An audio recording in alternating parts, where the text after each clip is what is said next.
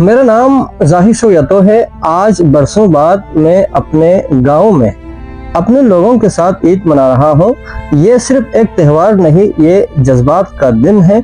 आज मेरा दिल खुश है, बहुत खुश है।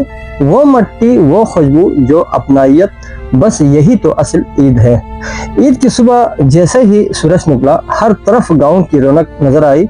बच्चे नए कपड़ों में खुशियां बांट रहे थे, बुजुर्ग एक दूसरे से गले मिल रहे थे और सबके दिलों में मोहब्बत थी। मगर एक गोशा ऐसा भी था जहां खामोशी में भी अकीदत बोलती है।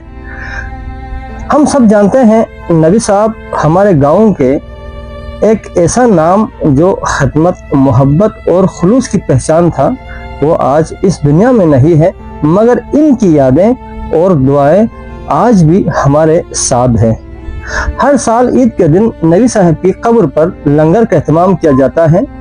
ये रिवायत नबी साहब की जिंदगी की निशानी है जो हम सब मिलकर निभा रहे हैं। बच्चे हों या बुजुर्ग, सब मिलकर दुआ करते हैं, खाने में शरीक होते हैं और नबी साहब की रूह के लिए दुआगो होते हैं।